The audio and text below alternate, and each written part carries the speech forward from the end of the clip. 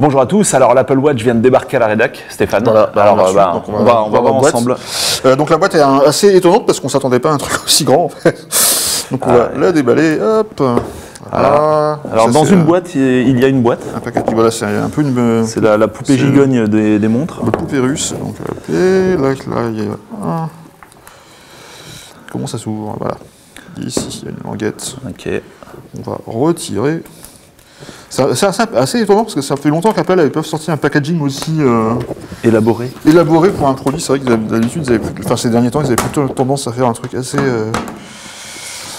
voilà, assez simple. Donc là, voilà, donc l'Apple Watch. Donc le modèle qu'on a, c'est l'Apple Watch Sport, donc qui est la version la plus abordable, qui a un boîtier en aluminium et pas en acier comme l'Apple Watch normal, et un écran en verre, alors que la version standard, enfin la version moyenne, disons, a un écran en saphir. Donc qu'est-ce qu'on peut voir déjà? C'est que la taille, donc là ça c'est la version 42 mm, donc version 42 mm, donc c'est la plus grande taille, mais elle est quand même beaucoup plus, enfin pas beaucoup, mais quand même un peu plus petite qu'une Moto 360 ou une LG G-Watch R. Okay. Voilà, donc là c'est le bracelet standard, le bracelet donc en caoutchouc ou en fluoro-élastomère comme dit Apple. Alors, au niveau du capteur de fréquence cardiaque, déjà ça semble être un peu plus élaboré que ce qu'on trouve sur Android Wear. Il y a 4 diodes. Alors on verra effectivement lors des premiers tests ce que ça donne. Il y a déjà eu quelques tests qui ont montré que effectivement c'était un petit peu. Alors par contre on va découvrir en même temps que vous la fermeture. Donc pour la mettre x2, c'est ça? Voilà, x2 exactement. Ça va aller très bien. Hop. On va mettre au poignet. Hop. Parce qu'en fait, il faut faire donc passer. Donc la finition, moi, elle semble vraiment chouette, quoi. C'est un peu le contraire d'une montre des autres bracelets de ce type. C'est qu'il faut d'abord faire passer la pression et ensuite. Donc là, je pense qu'on peut carrément. Il y a deux tailles de bracelets fournies dans la boîte. Je crois que ça, on verra ce qui reste dans la boîte comme. Celui-là, il est un petit peu grand, je crois, pour mon poignet en fait. Hop, et ensuite on fait passer. Non, c'est la bonne taille, c'est bon. Voilà. Okay. Voilà. Alors je sais pas ce qui va se passer quand ça s'allume, à mon avis. Il faut l'associer, je pense, j'imagine. À l'iPhone. À l'iPhone ou déjà la recharger d'ailleurs. Non, voilà, elle s'allume. Ok. Voilà, donc ça c'est la première impression. Donc moi je l'avais déjà essayé, j'avais déjà essayé un autre modèle dans un Apple Store. C'est vrai que la première impression est plutôt positive au niveau du produit.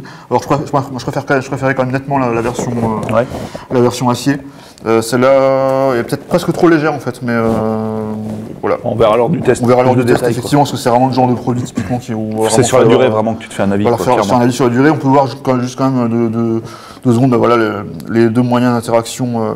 Il y a le tactile, mais il y a aussi la petite courbe digitale qui va permettre de défiler dans les menus. Donc tu peux cliquer ou la faire tourner. On peut cliquer, la faire tourner, et l'interface réagit pour faire des zooms dans l'interface ou faire défiler des listes, etc.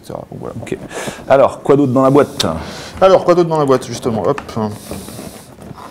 Bon, là, j'imagine peut-être plus rien. Ah non, c'est là, le reste est là. Donc alors, là, voilà. Des différentes documentations là-dedans, mais ça, on verra. Donc voilà, donc là, on a le chargeur. Donc, alors, chargeur par induction. Chargeur par induction, qui est assez particulier. Alors, hop, on va voir ça.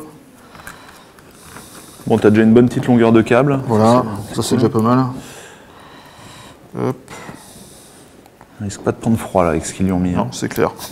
Ok. Donc voilà, donc le chargeur fonctionne, en fait il se fixe sur justement il s'aimante sur le capteur. Le capteur, donc l'autonomie annoncée par Apple est d'environ 18 heures dans les meilleurs cas.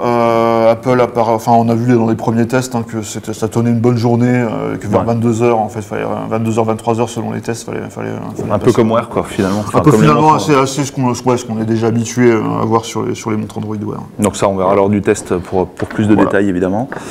Ok, donc là, voilà, il demande l'association avec il faut associer qu'un iPhone, ce qu'on n'a pas encore sous la main, et ça, on va le faire. Plus tard, puisqu'on aura le test, on aura aussi une vidéo de présentation un peu plus tard. Et donc voilà, le petit chargeur similaire à ce qu'on avait avec l'iPhone à une époque. Oui, c'est encore maintenant d'ailleurs, c'est le même. Voilà, donc ce qu'on peut dire pour l'instant sur ce tout premier aperçu, hein, on l'a fait un petit peu en live, donc on découvre Première impression plutôt positive, ça semble bien fini. Ça semble bien fini en tout cas, ça c'est clair, mais après bon, tout le reste, il va vraiment falloir l'utiliser pour voir vraiment ce que ça donne. Plus de détails lors du test. Allez, à bientôt. À bientôt.